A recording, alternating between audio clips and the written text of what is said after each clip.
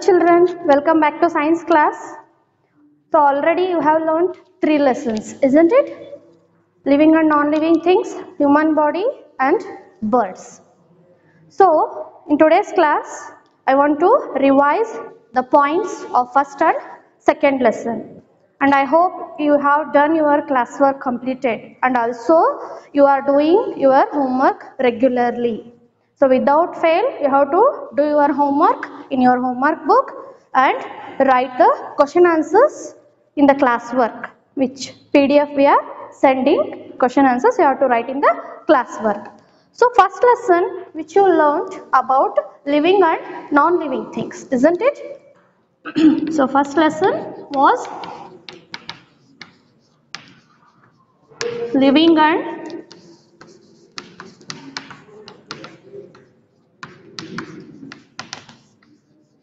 non-living things. So around us we can see so many things, isn't it children? In those things we have divided them into living and non-living things. So living things means easily we can identify, and I was explained some characteristics of living things, isn't it? Living things move, they breathe, they eat food, they grow, they reproduce, isn't it? But non-living things, they do not do any of these things and they do not have any characteristics of living things, isn't it? And also in non-living things again there were 2 types, isn't it? The first one was natural non-living things. Natural non-living things means which are already there in the nature. For example, stone, soil, sky, clouds, sun, moon, stars, etc. Isn't it? Means they are non-living things but they are natural. Means we cannot prepare them, we cannot manufacture them, isn't it? Already they are there in the nature. But one more type is there in non-living things, that is human-made non-living things, isn't it? For example, your toys, your clothes, table, chair, our board, chalk, books, your bag, so many things we can list under human-made non-living things, isn't it? So, and also we learned about the characteristics of living things. One by one we were learnt, isn't it? The first one, which was the first characteristic of living things? Living things need food, water and air. So this was the first characteristics of living things. Means all the living things need food to live, isn't it? Without food living things cannot live, they will die. And also why they need food? To grow and also to get the energy. If we eat food only, we will get the energy. Without eating food, we can't do any work. And also food keeps our health very well. We will be very healthy if we eat the food. Okay, so this was the first characteristics of living things. But non-living things, they do not need food, water and also air, isn't it? Then the second one, living things breathe. So you already know how much breathing is important for living things, isn't it? We should breathe. Every second we are breathing. Not only human beings, all other living things also. All the animals, birds, insects and also plants, they are breathing, isn't it? But non-living things, they do not breathe. And also in breathing there are so many types, means organs living things having. We human beings breathe with the help of our nose, isn't it? And some animals like aquatic animals like fish, how they breathe? They breathe using their gills. So fishes breathe using their gills. And how do insects breathe, children? I told you insects breathe using spiracles. Spiracles means the small holes which are present on the body of the insect. So through the spiracles insects breathe. And how do plants breathe? You know plants also breathe, isn't it? How do they breathe? They breathe using stomata. So what are the stomata? Stomata are present on the leaves, isn't it? Stomata also the small holes which are present on the leaf. So through the stomata the plants breathe, but non-living things, they do not breathe. Then next characteristic is living things move. So all the living things move from one place to another place. So for so many reasons, to get their food, to go to, human beings move to go to their workplace, go back to their home, isn't it? And some animals move to protect themselves from the animals. For so many reasons, living things need to move from one place to another. Human beings move using their legs, isn't it? Then how other animals move? Animals like land animals, elephant, tiger, dog, cat, cow, buffalo, they move using their forelegs, isn't it? And you already learned birds move using their wings by two types of strokes. Already you learned in the birds lesson, upstroke and downstroke. And the snakes, earthworms, they move using their whole body, isn't it? They crawl on the land and move. And plants also move, isn't it, children? Plants move, but they do not move from one place to another. They move, they show the movements only in their body parts, means the branches, the leaves, they move. For I gave you example, mimosa plant, touch me not plant. If we touch the leaves of the touch me not plant, the leaves automatically closes, isn't it? That is the movement in the plants. And one more example I was given, sunflower. Sunflower also shows the movement. Wherever the sun direction changes, that side the sunflower changes its face, isn't it? It turns. So these are the examples for movements in plants. But non-living things, they cannot move. If you keep a non-living thing in one place, it will be there for many years if you don't move it. But you can ask, vehicles move, isn't it? All our vehicles move from one place to another. Are they living things? No, they are also non-living things. They are moving, but they are not moving on their own. They are moving with the help of human beings. We should drive our car, our two-wheelers. We should start it. Then only they will move. Okay, so this was the third characteristics of living things. Then fourth one, living things feel and respond. Living things feel and respond to their surroundings, isn't it? If some insects are biting us, we feel, isn't it? If it is very much cold, we feel the cold and we use sweater. And if it is very hot, we use on the fan. So we feel everything, whatever is going on around us. And also we feel sound. If anybody is calling us, we feel that. So we react to the situation, what is going on around us. And also animals also feel. They also having the feel and response. They also respond. If you beat a dog, it responds or not? It will bark and also it may bite you. So these are the feel and respond of living things. But non-living things, they cannot feel. If you have a dog toy, if you beat the dog toy, whether it barks or bites you? No, because it is non-living thing. So the fourth characteristic, living things feel and respond. Then fifth one, living things grow, isn't it? Day by day you are growing. Last year you were short. This year you grown up, isn't it? So when you born, you were small baby. Day by day you grown up. In animals also we can see small puppies will be very cute, isn't it? They were very small, but day by day they will start to grow to a big dog, and also kittens. All the animals babies we can see they grow day by day. And also in plants also we can see the growth. How?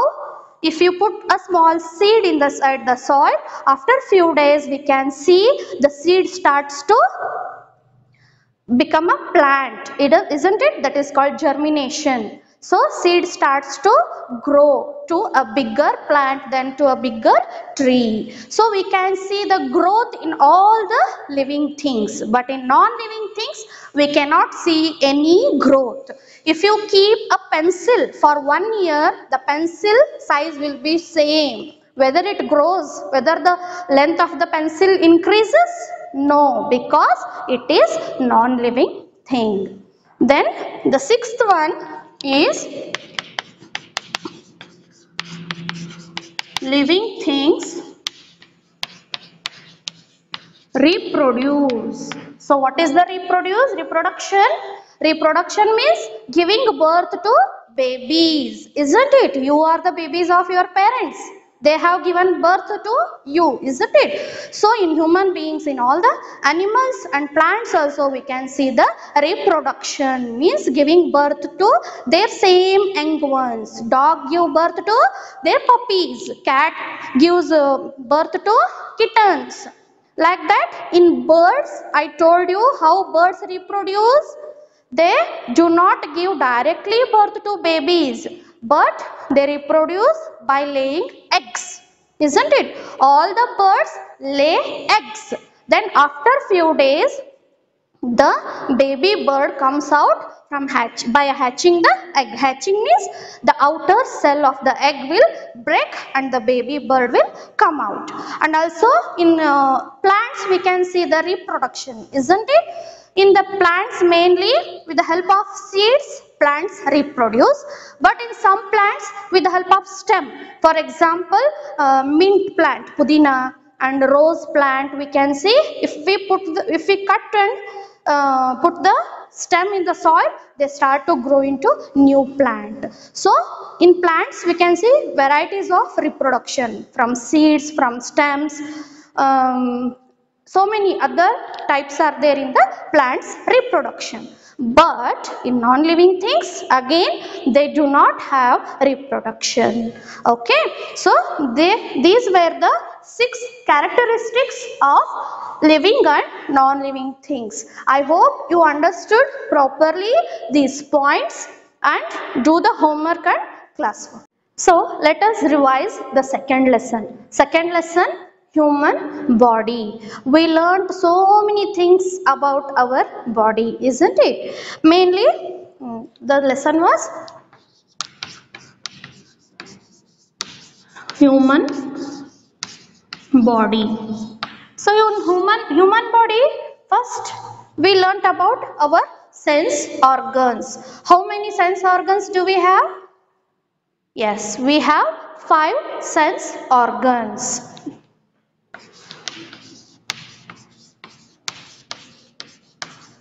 We have 5 sense organs. First one is eyes, ears, nose, tongue, skin. So we have 5 sense organs. But with the help of these 5 sense organs, we sense to our surroundings.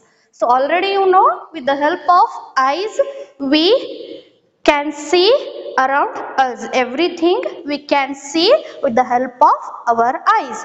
Then with the help of ears, we can listen to the sound. Whatever is going on around us, all the sounds we can hear using the sense organs of ears. Then nose. Nose help us to breathe, and also what is the sense? Which sense? It is smell. Nose help us to smell the odor. It may be good smell, it may be bad smell. We can smell with the help of our nose. Then tongue. Tongue help us to taste the food, isn't it? With the help of tongue, we can taste the different types of taste of food. Then the last one is skin. So with the help of skin, we feel the touch. We feel cold, we feel hot. So skin help us to feel and also touch. So these are about sense organs. Next we learnt about there are two types of organs in our body, isn't it? First one is external organs, second one is internal organs. External organs means the organs which we cannot see with our eyes. For example, head. In the head we can see eyes, nose, mouth, ears, hands, our fingers, legs, isn't it? So these are all external organs of our body. Then internal means the organs which are there inside our body, the organs which are present inside our body. For example, brain, lungs, heart, kidneys, stomach, liver. So there are so many organs in our body which are inside. They are called internal organs. So I told you in this lesson, our organs are made up of tissues, isn't it? And how tissues are made up of? Tissues are made up of cell. Tissues are made up of cells. Cells means cell is a smallest unit of our body. I gave you one example. Means if we want to build a house, we want bricks, isn't it? So we can compare the brick to cell.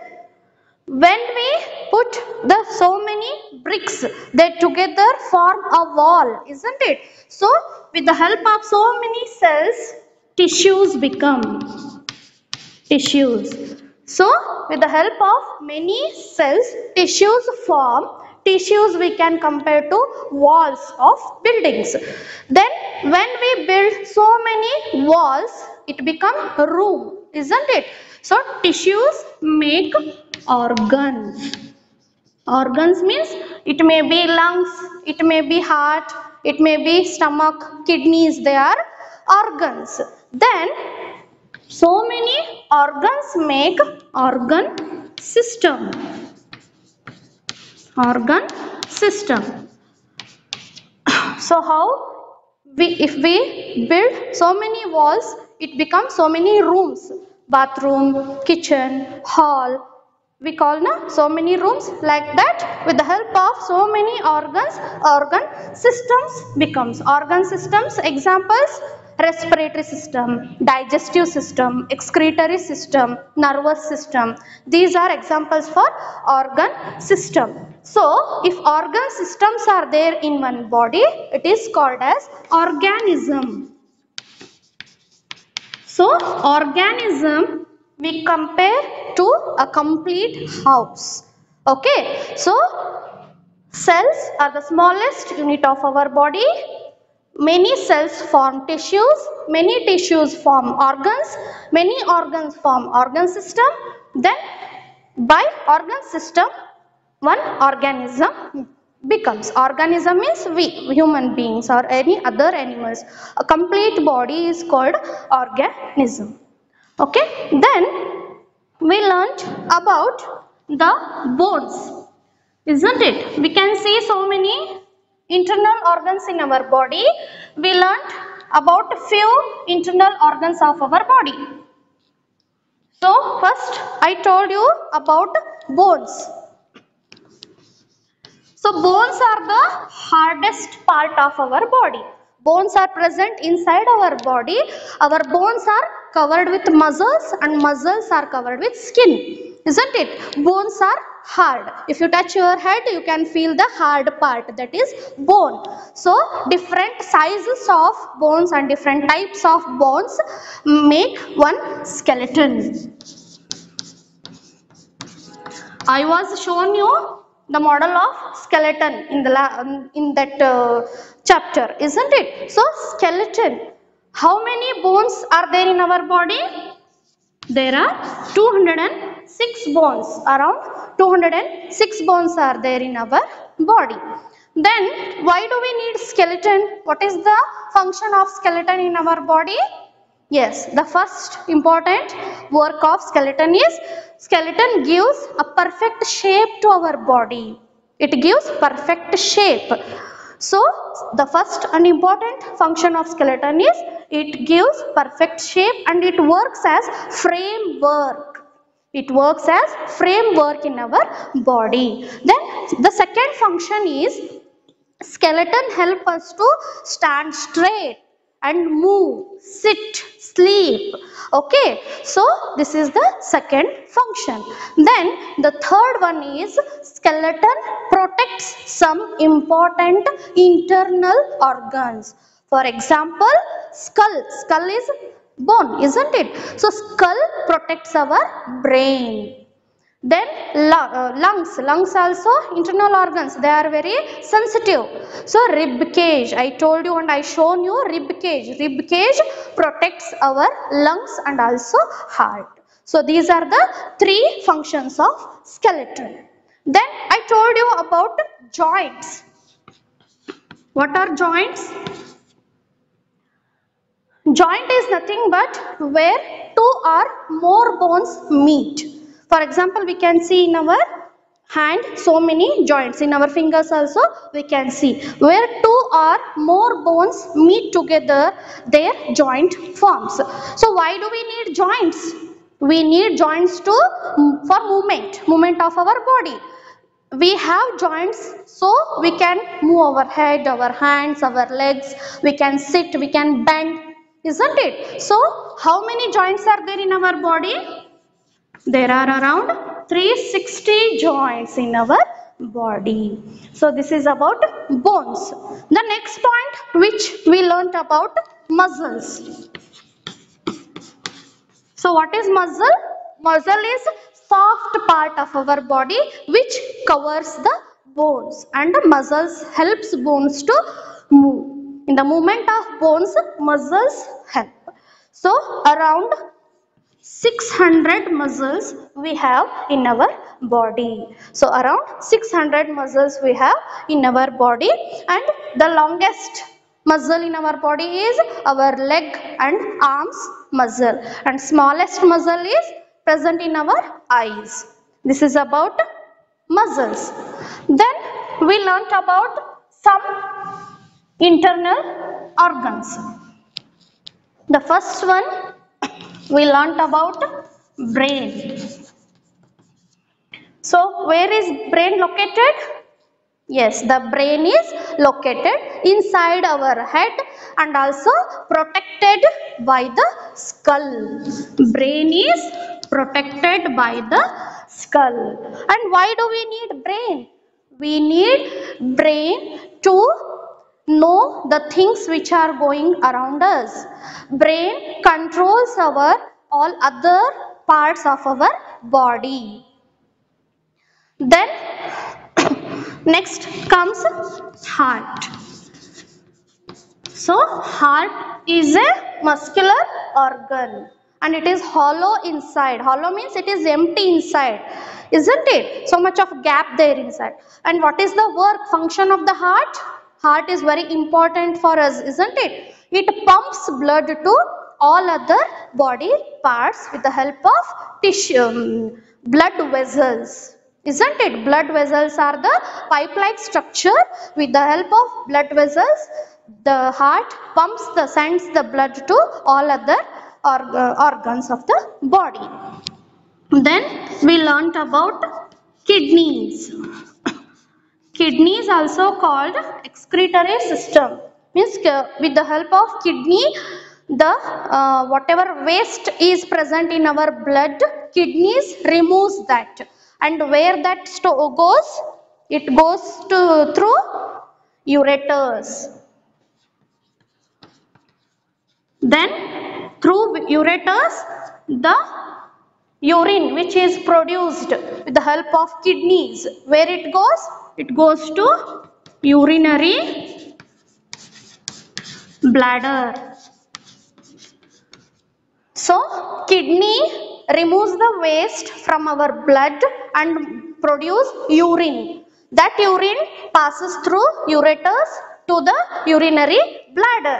Urinary bladder is like a bag like structure. In that urinary bladder all the urine collects. When it fills, we fail to go to the washroom. Then with the help of urethra, the urine goes out. This is about your kidneys. Then we learnt about the digestive system. So in digestive system, mainly mouth. Through mouth we eat the food and chew the food, we swallow, then it goes to food pipe. Through the food pipe it goes to stomach.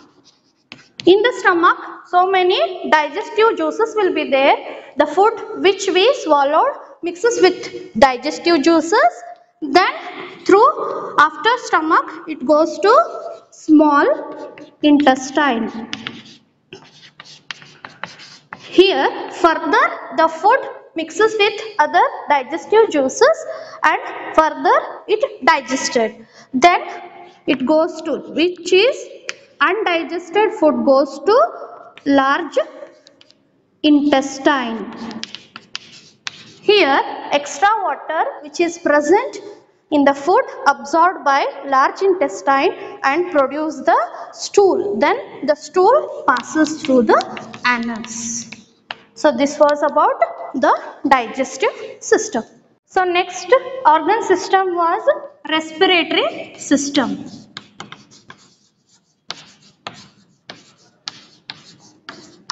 So respiratory system helps us in breathing. Mainly nose, windpipe, then lungs, then diaphragm comes in the respiratory system. The whatever gas air we inhale, I told you about inhale and exhale, isn't it? Inhalation means taking in oxygen. That oxygen which we inhaled goes through the nose to the windpipe. Then from the windpipe that oxygen goes to lungs. Here the oxygen or pure air passes all over our body. Then the diaphragm is also important in the respiratory system. Diaphragm is a muscle, isn't it, which present below our lungs. Then again the carbon dioxide comes out from the lungs to the windpipe, then to the nose, then we exhale. Exhale means the gas which we breathe out, that is carbon dioxide. So I explained very detailed about inhalation and exhalation, isn't it? So I hope also you learnt the diagram of respiratory system. Then we learnt about deep breathing. I told you every day 10 minutes practice the deep breathing in morning. I hope you all are doing. Deep breathing is exchange of full gas from our body. Our body gets the fresh air by the process of deep breathing. So what you have to do in the deep breathing? You have to sit calm on the land. You have to take deep breathe. You have to breathe deeply and you have to hold the air for 3-4 seconds. Then you have to breathe out or exhale that air through your mouth. So this process you have to practice around 10 minutes. It will help for our good health. Then the last point we learnt about air pollution. So in air pollution we learnt about causes of air pollution. Causes means reasons why air is becoming polluted. 4 reasons I told you, 4 causes, isn't it? The first one is the smoke or bad air which is releasing from the factories. Then second one, the smoke or bad air which is releasing from the vehicles. Then the third one, by burning the garbages. I hope you have aware your parents and neighbors. Please do not burn the garbage. By burning the garbage, very harmful, poisonous gas will release, which is very dangerous for all the human beings and also for animals and plants. So we should not burn the garbages. Then the last point I told about bursting the crackers. In the festivals like Ganesh Chaturthi and Deepavali, we burst crackers, isn't it? But by bursting the crackers, our air is becoming so much polluted. So many harmful poisonous gases are releasing to the air. So by breathing that harmful gases, people are becoming sick and suffering from so many diseases. And also we learnt about the effects of air pollution. Effects means what will happen with the help of with air pollution. By becoming air polluted, what will happen? I told you, first point, people will become sick by breathing dirty air. Then we may suffer from lung cancer, heart diseases, isn't it? And the elderly people and also who are already suffering from asthma like diseases, they suffer a lot with breathing this dirty or polluted air. Then the last point was, with air pollution, our ozone layer is becoming destroyed. I told you about ozone layer, isn't it? Our earth is surrounded by a ozone layer. Ozone is nothing but it is a gas.